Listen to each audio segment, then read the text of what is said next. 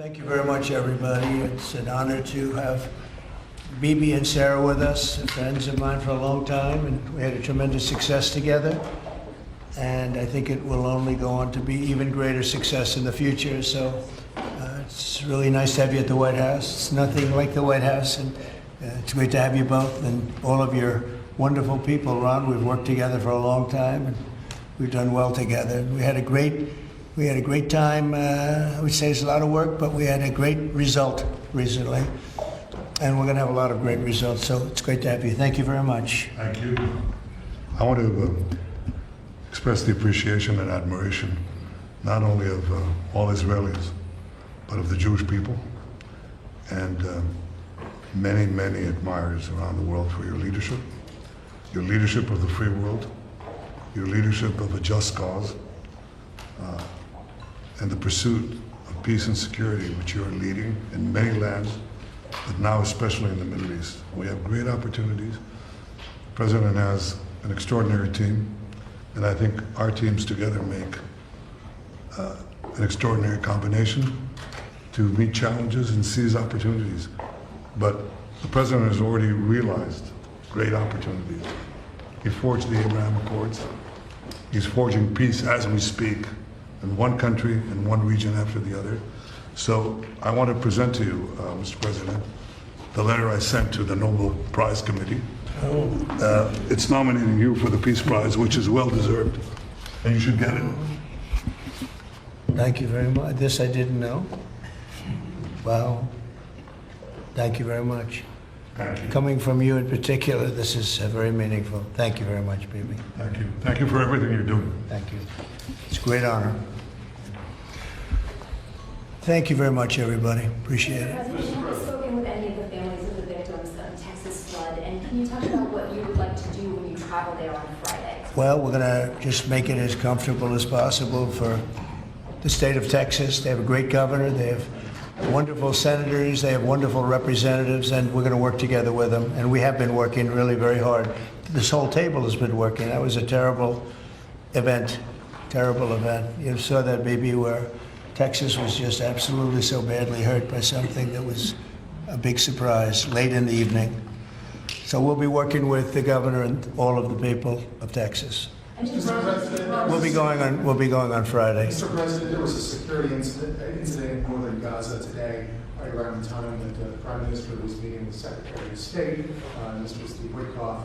Does that, and a number of IDF soldiers reportedly have been injured, possibly killed, does that in any way put a wrinkle in ceasefire negotiations with Hamas? I don't think so. They want it. They want to meet, and they want to have that ceasefire. So I don't think so. Steve, could you respond to this? You know about it? Well, I think it's terribly unfortunate. Terribly unfortunate. We were just talking about it, how tragic it is, but we have an opportunity to finally get a peace deal, Mr. Prime Minister, as we discussed, and I'm hopeful for it very quickly. Mr. President,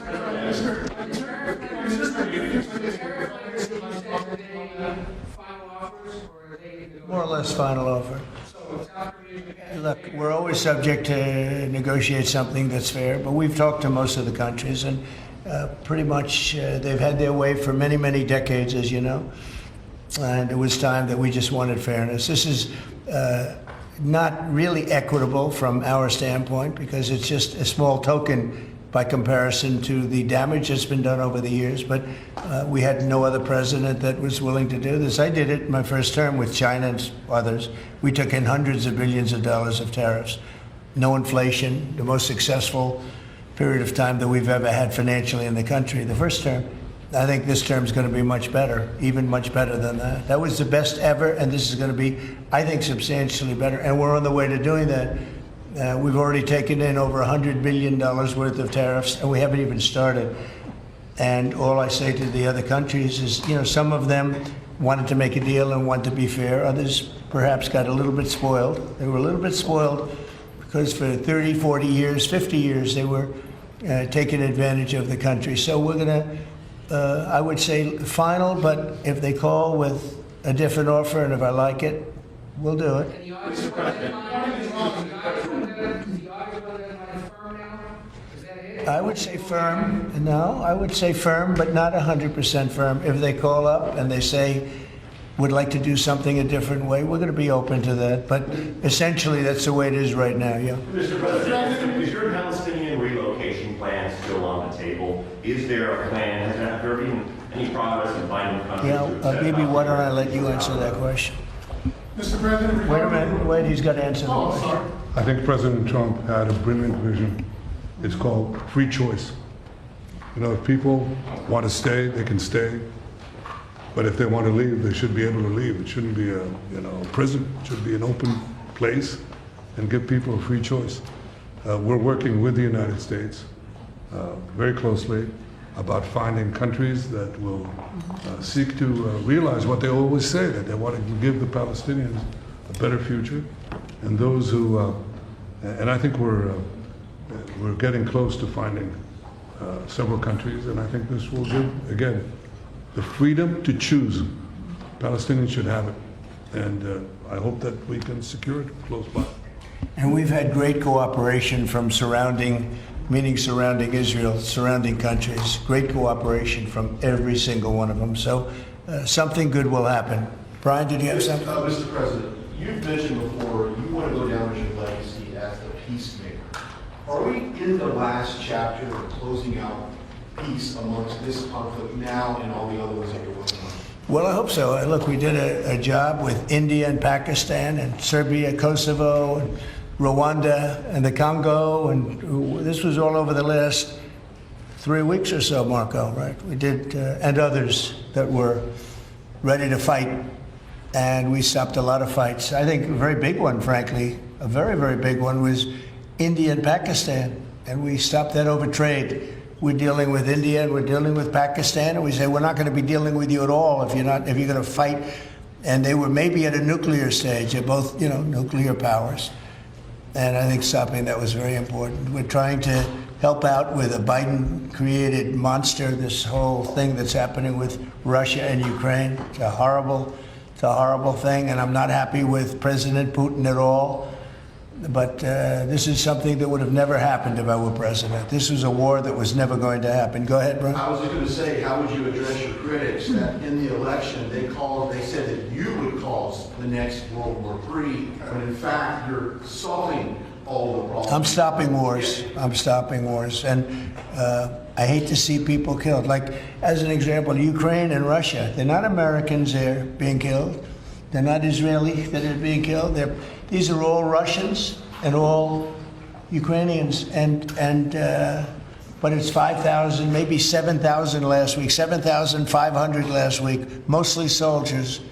But people in towns and cities that are getting hit, but mostly death is mostly soldiers. Now, so they don't come from here, but it's 7,000 last week souls. And if I can stop that, they have parents and they have sisters and brothers and getting married, and who knows, they're just people, but they're souls. And if I can stop a war, because I have an ability to do so, I'm disappointed, frankly, that President Putin hasn't stopped. I'm not happy about it either. Yes. President, on the Iran talks, can you say if you've scheduled the next round of Iran talks, and then also on strike? We have scheduled Iran talks, and they want to talk. They took a big drubbing, I think, when we hit the 3 sites, really. I would say the 3 sites, not just the one. The one was a big one, and it was deep in granite, and it was obliterated. It turned out the Atomic Energy Commission said it is obliterated. I would just want to take our hats off to those incredible flyers, the people that flew that big machine, and frankly, the mechanics and everybody else. I mean, they had zero. They flew for 37 hours with zero problem mechanically. I mean, when you think in carrying the biggest bombs ever, the biggest bombs that we've ever dropped on anybody, when you think non-nuclear, and we want to keep it non-nuclear, by the way. But they did a phenomenal job. It was an amazing job, and I think I was talking to Bibi about it before, that was the very beginning of the end. It ended very quickly after that. I don't want to say what it reminded me of, but if you go back a long time ago, it reminded people of a certain other event, and Harry Truman's picture is now in the lobby, in a nice location in the lobby where it should have been, but that stopped a lot of fighting. And this stopped a lot of fighting. When that happened, it was a whole different ballgame. Can I ask a future follow-up Iran strikes, on- what can you say, what might make you have the desire to do another strike on Iran? Another what? Another strike on Iran? I hope we're not going to have to do that. I can't imagine wanting to do that. I can't imagine them wanting to do it. They want to meet. They want to meet. They want to work something out. Can you say No, when? they're different. They're very different now than they were 2 weeks ago. Is there a date yet, sir, for the Iran talks, or a city? Do you know when and where the next round of Iran talks will be? Well, I can tell you. I'd rather not say, but you'll be reading about it tomorrow or seeing it tomorrow. Mr. President, what is the holdup currently in a ceasefire with Hamas? In which? In the ceasefire between Israel and Hamas, what's currently the holdup? I don't think there is a holdup. I don't think there's a holdup. I think things are going along very well. They just, left each other, and it was not a pleasant period of a few days. It was a little longer than a few days, but this was not a pleasant period of time. And we were at the end, 14 missiles were shot, and every single missile was shot out of the air. It was pretty amazing. That was sort of the end. And they told us they were coming and where they were and what time they were coming. And they said, if you'd like to have a different time, we'll do that. And that's respect when they do that. I appreciated that they did that. There was no surprise. We got the soldiers out of the base in Qatar, in this case. But they knew they were coming. 14 missiles were coming. 1 o'clock, they said, would you like to make it later? I said, no, let them come at 1 o'clock. And at 1 o'clock, everybody was, as you know, over 5,000 people left the base. And we had 3 gunners and 3 assistants. And out of the 14 that were shot, all 14 were knocked down. And that was the end. That was about it.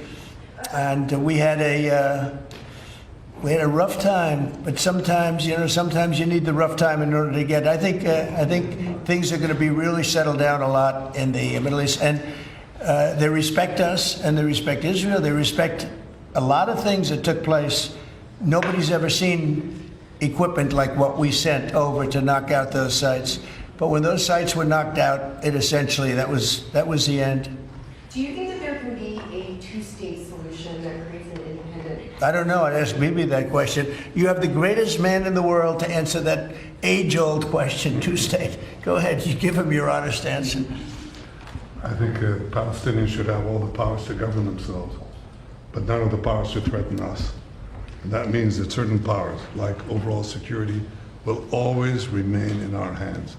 Now, that is a fact, and no one in Israel will agree to anything else because we don't commit suicide. We want life, we cherish life for ourselves, for our neighbors, and I think we can work out a peace between us and the entire Middle East with President Trump's leadership, and by working together, I think we can establish a very, very broad peace that will include all our neighbors.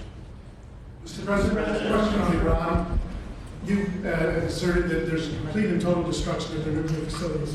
So what is the basis of the talks going forward? Is it to cap future nuclear activity? Is it ballistic missiles, terror support, economic-based opportunities? What are the... It's really a good question, because if you remember when it was done, I sort of said, what's the purpose of talking? It's been knocked out completely. But they've requested a meeting, and I'm going to go to a meeting, and if we can put something down on paper, that will be fine, that'll be good. I think they've gained a lot of respect for us. I think they've gained a lot of respect for Israel also. But they would like to meet, and we're going to have a meeting. Steve, when is that meeting going to be? Do you want to say? Rather, very quickly, in the next week or so. So we'll see what happens. I think it would be nice to memorialize it, put it down, but because of the incredible result of that attack, if you want to call it an attack, I didn't think it was necessary to have it in writing. I think we spoke. I mean, that speaks much louder than writing. But I can also understand why they'd want it. And they've been very nice. They've been very respectful. And it began by them telling us about 14 they had to do. You know what 14 represents, right? Do you know what 14 represents? Right? You know that, right? The number of bombs dropped. So it was, representative. We got them all. Yeah, please, behind you, please. No, you. So this is a question to the Prime Minister. The likely next mayor of New York City is Oran the Democratic Socialist, the vocal critic of Israel and of yourself, and has said he would arrest you if you came to New York City if he was mayor. Is that something you take seriously, or are you concerned about that? Do you have a response to that? No, I'm not concerned about that. I'll get him But- out. Look, there's enough craziness in the world, but I guess it never ends. I mean, you have this is folly, and it's silly in many ways because it's just not serious. But what is serious is the question I was asked before. After October 7th, people said the Palestinians had a state, Hamas state in Gaza, and look what they did with it. They didn't build it up; they built down into bunkers, into terror tunnels. After which they massacred our people, raped our women, beheaded our men, invaded our cities and our towns and our kibbutzim, and did horrendous massacres, the kind of which we didn't see since World War II and the Nazis, the Holocaust. So people aren't likely to say, let's just give them another state, it'll be a platform to destroying Israel. We'll work out a peace with our Palestinian neighbors, those who don't want to destroy us, and we'll work out a peace in which our security, the sovereign power of security, always remains in our hands. Now people will say it's not a complete state, it's not a state, it's not that. We don't care. We vowed never again. Never again is now. It's not going to happen again. So we'll see you in New York next year? Oh, well, look, I'm going to come there with the President Trump, and we'll see how do you know who the mayor will be? I don't know that. Do we know that? He's going to be very fine, and who knows, we don't know who the mayor's going to be yet. But this is a communist. He's not a socialist, he's a communist. And he said some really bad things about Jewish people, and he said some really bad things about a lot of people. And I think he's going through a little bit of a honeymoon right now, but he might make it. But, it all comes through the White House. He needs the money through the White House. He needs a lot. He's going to behave. He'll behave. He better behave, otherwise he's going to have big problems. But it's a philosophy that this country is not ready for, and it never will be. By the way, we have a man with us who thought this was going to be a very glamorous, easy job. He's the ambassador to Israel, Mike Huckabee, former governor, former everything. I'd say he's a former everything, and respected and loved by everybody. And he loves Israel. He loves the state of Israel, and nobody loves it much more. And he's not Jewish, and he loves Israel. And he wanted to be there. I said, Mike, it could be dangerous. No. Well, at least I was right about that. He was in every bunker you could be in. He was running around from bunker to bunker, but he's still with us, fortunately, and he's done a great job. Would you say a few words, Mike? Just want to say what an honor it is to serve you, Mr. President, and to see a historic horizon that we're looking at in the Middle East. And when the President made his trip to the Middle East, and then he really reached out to the new Syrian government, knowing they needed a partner, and knowing that they could pick the wrong partner. And what the President did, which took us all off guard, but the strategic move in that has set up something that is absolutely historic. And Mr. President, I don't even think you fully comprehend the impact that you're having on the region in a way that is so remarkable. And it was your leadership, your foresight, you did that. When the B-2s went in, the celebration, the sense of partnership that you gave with the Israeli people was so dramatic. But the message was bigger than to Israel. It was a message to the world. America's friends can trust us, but America's foes had better fear us. And that is a message that the President sent to everyone on the planet. And it is a message that will resonate toward a matter of peace, the likes of which I don't think we've ever seen. So thank you. Great job you're doing, too. Thank you. They love you over there. They respect him and they love him. It's very, very interesting. We had the pilots here yesterday, as you know, and they were incredible. And we also had the mechanics. We had a lot of people here that had to do, I think about 170 people that had to do with that incredible journey. a journey that could have been horrible. You remember what happened with Jimmy Carter with the helicopters and all of the problems, and ultimately hostages. We had the exact opposite. Everything was perfect. It worked perfectly. But I didn't realize, I was saying to one, is this something that you felt strongly about? Absolutely, sir. I couldn't wait. I said, better than you, really better you than me. But they couldn't wait. He said, sir, we've been practicing for this mission for more than 20 years. From just after 2000, they've been thinking and practicing to go into that area. I guess you probably know that better than anybody, Pete. They've been looking at going in, but they never had a president that would allow them to do it. And perhaps right, perhaps wrong. I don't know if that's true or not, but I didn't realize they were preparing for that journey from just a little bit after 2000, the year 2000. And I was pretty amazed by that. They knew it. They knew every inch of it. And they came back and they said, we got it better than we ever did in practice. But they've been practicing for more than 20 years. Can you imagine? Yeah. On Ukraine, Mr. President, are you planning to send more weapons to Ukraine? We're going to send some more weapons. We have to. They have to be able to defend themselves. They're getting hit very hard now. They're getting hit very hard. We're going to have to send more weapons. Yeah, defensive weapons primarily, but they're getting hit very, very hard. Very sad. So many people are dying in that mess. Mr. President, the one big beautiful bill now signed into law by you. What would you like congressional Republicans to turn their focus to? All they have to do now is talk about how good it is. The biggest tax cuts ever. No tax on tips, no tax on Social Security, think of it, no tax on overtime. From a business standpoint, the jobs are coming in like we've never seen them before. As soon as that was signed, there were 9 factories that announced that they were building the 1-year deductibility, things that from a business standpoint you'd understand. The jobs that are being created. And one of the things that is, and this is also that, but it's also because of the tariffs, a tremendous success. We're taking in hundreds of billions of dollars in tariffs. One of the things that is so exciting is the number of companies and car companies where they're building plants. AI is the big thing.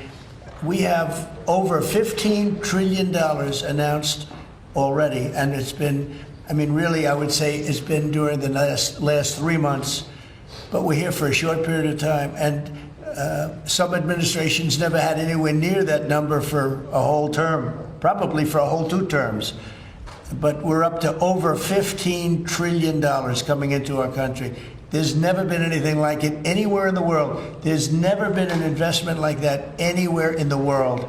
Look, I told this story, and I just told it to Bibi backstage. I was talking to him, and I said, the King of Saudi Arabia, smart guy. And also we went to Qatar, and we went to UAE.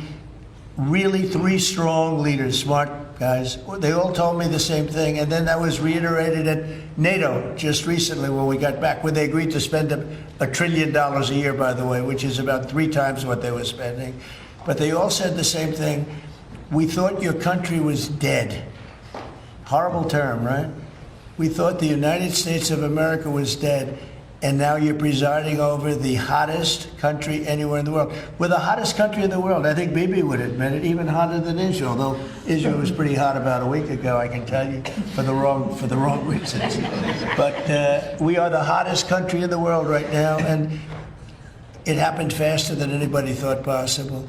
But we have over $15 trillion, and that means jobs, and that means building, and that means things like we've never seen before. So all we can do is keep working hard. There'll be always surprises. Some of the surprises are going to be bad surprises. In your view, is the war between Israel and Iran over, or do those talks need to happen before you can? Well, I would say that the best man to answer that is the Prime Minister. But I will tell you that in my view, I hope it's over.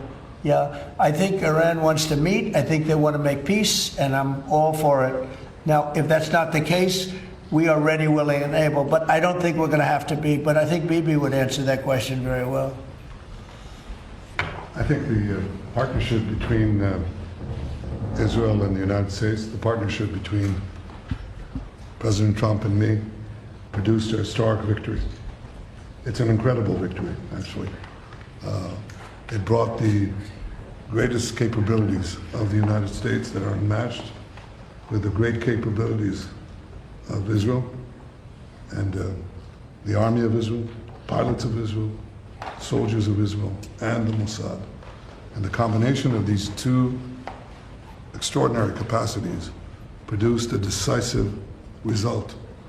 It set back the two tumors that were threatening the life of Israel, the nuclear tumor and the ballistic missile tumor, because they were planning to build 20,000 of these things and launch it on a country the size of New Jersey. And no country could withstand that. So what do you do when you have two things that are going to kill you? You have to remove them. With our combined effort, we did. But when you remove a tumor, doesn't mean that it can't come back. You have to constantly monitor the situation to make sure that there's no attempt to bring it back. So we've had a great achievement, and I think part of the effort of consolidating this and ensuring that we don't have to repeat this is to monitor this carefully. Of course, the President and I are talking about it, our teams are talking about it, but there's no question this is a historic victory, and I think, as was said here today, this has already changed the face of the Middle East. But I think that there is an opportunity here to create a historic expansion of the Abraham Accords, which were themselves an act of history, that deserve a Nobel Prize for the President. But I think the opportunities are much bigger, and I hope, I'd like to believe that Iran would not test our fortitude, because it would be a mistake. It's better to go a different way. Do you believe a regime change is still necessary there? But I think it's up to the people of Iran. Mr. Prime Minister, speaking that on Syria, the Trump administration was fully supportive of the changes in Syria and backing the new regime there. Obviously, your government more cautious from a security standpoint. Are you comfortable with the pace of change, with the security situation vis-a-vis Syria right now? I think there's an opportunity to explore. I think that everyone understands that the situation has changed. Before that, Iran was essentially running Syria, okay, directly through Hezbollah. Hezbollah has been brought to its knees. Iran is out of the picture. So I think this presents opportunities for stability, for security, and eventually for peace. And I think that's been opened up also by the fact that the president has opened up a channel. So they have something, there's a lot to lose by going back to conflict, and there's a lot to gain by moving towards peace. And I think that opportunity has been opened by the president and by the changed security situation which we brought about with the collapse of the Assad regime. Are there direct talks with the Al-Shabaab government? Now, let's suppose there were. Would I answer yes? No, right? That's my duty to ask. Right? It's your duty to ask, and my duty to ask you back. So, You know, at the request of a lot of countries in the surrounding area of the Middle East, including Bibi, we took the sanctions off Syria, and I met the new leader. I was very impressed by him. Somebody said, well, he comes from a very tough background. I said, well, you know, I'm not that surprised. It's a tough part of the world. But I was very impressed by him. But we took the sanctions off because we want to give them a chance. They would never have had a chance without the sanctions. And one of the things we have with Iran is, you know, we have they call biting, they are very biting sanctions. And I would love to be able to, at the right time, take those sanctions off, give them a chance at rebuilding, because I'd like to see Iran build itself back up in a peaceful manner and not going around saying death to America, death to the USA, death to Israel, as they were doing. You know, they were the bully of the Middle East, and now they're not the bully anymore. But they were saying terrible things, and would like to see them. They have such potential. You know, they have the oil power, and they have great people, smart people, energetic people, amazing. And I know so many Iranians from New York. I have a lot of friends, and they're great people. So it's a shame when you see a thing like this happen. But I think that taking the sanctions off of Syria is going to give Syria a great shot at making it. Mr. President, that was Let me follow up with a congressional question. Are there any executive orders that you'd like to see Congress focus on when they come back in session? Do you have any that you prioritize to go first? Well, we've done a lot of them in the last, as you know, and I always say the great, big, beautiful bill. I add the word great. But it was the largest bill of its kind ever passed. We were talking about it before. It was beauty. But you know, a lot of the things that we did, executive orders, have been codified in the legislation that we just had passed. And we're going to be sending in a lot more over the next period of about 2 months separately. But a lot of it was part of that beautiful big bill. Mr. President, on tariffs, what happened to 90 trade deals in 90 days? Oh, we've spoken to everybody. We know it's all done. Well, it's day 8. I told you, we'll make some deals, but for the most part, we're going to send a letter. We're going to say, welcome to the United States. If you'd like to participate in the greatest, most successful country ever. I mean, we're doing better than ever. We have, I don't think, and you're going to see these numbers soon. We've never had numbers like this. We've never had investment like this.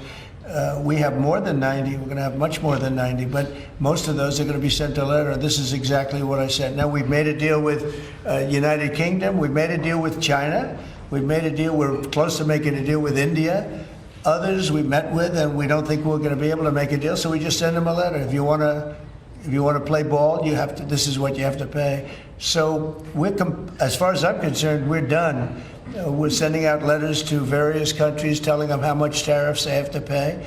Some will maybe adjust a little bit depending if they have a cause. We're not going to be unfair about it. And actually, it's a small fraction compared to what we should be getting. We could be asking for much more. But for the sake of relationships that we've had with a lot of really good countries, we're doing the way I do it. But we could be getting a lot more. We could ask for a lot more than what we're asking for. Let's say you're done because you're sending the letters to follow up on Ed had asked earlier. You're counting these as deals by saying, here's the tariff rate we're going to charge. I'm saying, here it is. Congratulations. Welcome to the United States. I hope you make a lot of money, and you're going to pay us money. They were ripping us. They were charging us tariffs at levels that nobody's ever seen before. We have some countries who are charging 200% tariffs and making it impossible to do business. And what the tariffs are doing is they're driving people in and companies into the United States. That's why we're building all of the work that you see happening in this country right now, and it's at a record level. All the factories, all of the AI institutions that are being built. It's largely because, I think it's because of November 5th, the good election, and I think it's because of the tariffs. Thank you all very much. Thank you.